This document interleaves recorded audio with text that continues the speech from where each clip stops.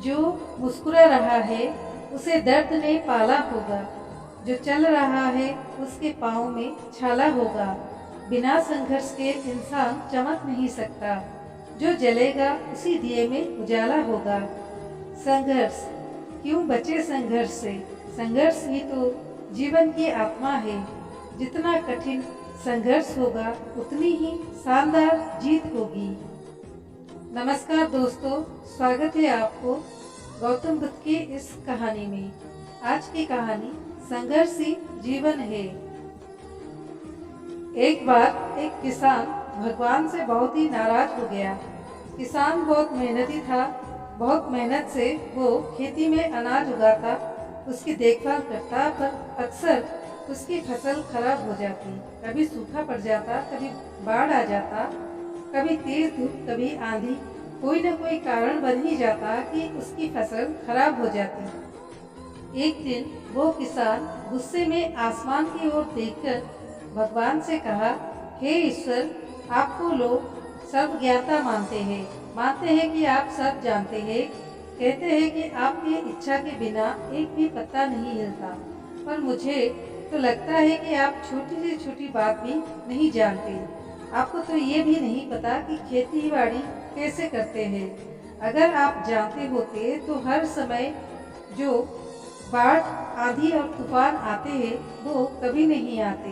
आप नहीं जानते कि कितना नुकसान उठाना पड़ता है हम किसानों को। यदि आप मेरे हाथ में ये शक्ति दे दे कि जैसा मैं चाहूँ वैसा मैं मौसम कर दूँ, फिर आप देखना मैं अन्न के भंडार लगा दूंगा। भगवान इस किसान के तीखे वाक्य सुनकर मुस्कुरा रहे थे और वो किसान के सामने प्रकट होकर बोले, मैं आज से तुझे ये शक्ति देता हूँ कि तुम अपनी खेतों पर तुम्हारी जैसी इच्छा हो तुम वैसा मौसम कर दोगे। मैं बिल्कुल भी दखल नहीं दूंगा, तुम्हारी इच्छा से सब कुछ होगा। किसान बहुत खुश हो गया। किसान ने गेहूं की फसल अपनी खेतों में बोई। जब उसे लगा कि खेतों को धूप चाहिए तो खेतों को धूप मिले, जब पानी बरसना चाहिए तभी पानी बरसा।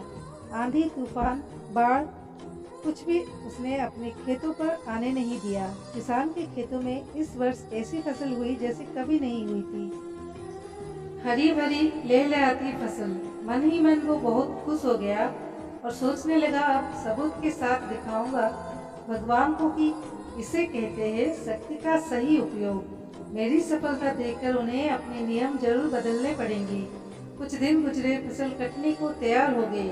किसान बहुत उत्सुकता के साथ फसल को काटने लगा, पर जैसे ही उसने नजर गेहूं की बालियों पर गया तो उसने अपना सिर पीट लिया और वो रोने चिल्लाने लगा। गेहूं की एक भी बाली के अंदर गेहूं का दाना नहीं था। सारी बालियां अंदर से खाली थी। किसान बहुत दुखी हो गया। उसने भगवान को रोते हुए फिर पुकारा, हे प्रभु, तुमने ये मेरे साथ क्या किया? क्या तुमने मुझे कोई सजा दी? भगवान बोले, पुत्र, ये तो होना ही था। तुमने पौधों को संघर्ष करने का मौका ही कहाँ दिया? न तुमने उन्हें आंधियों से जूझने दिया, ना तेज बारिश से सहने दिया और ना ही धूप में तपने दिया। एक भी चुनौती का सामना तुमने उन्हें नहीं करने दिया, इसलिए सारे पौधे अंदर से खोखले रह गए। जब आंधी, तूफान, तेज बारिश और धूप पड़ती है तभी ये पौधा अपने अस्तित्व को बचाने के लिए संघर्ष करते हैं, और इसी संघर्ष से एक बल पैदा होता है जिसमें शक्ति होती है, ऊर्जा होती है। और यही ऊर्जा पूर्ति तेरे गेहूं के दानों को तरह जो नहीं फूटी। तूने उन्हें कठिन परिस्थितियों से गुजरने ही नहीं दिया जहां उनके अस्तित्व का जन्म होता।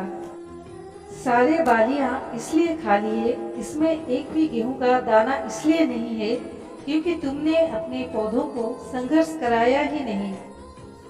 याद रखिए, स्वर्ण में स्वर्णीय आभा तभी आती है जब वो आग में तपने, गलने और हथौड़ों से पिटने जैसे संघर्षों से गुजरता है। कोयले का टुकड़ा हीरा तभी बनता है जब वो उच्च दाब और उच्च ताप की मुश्किल परिस्थितियों से गुजरता है।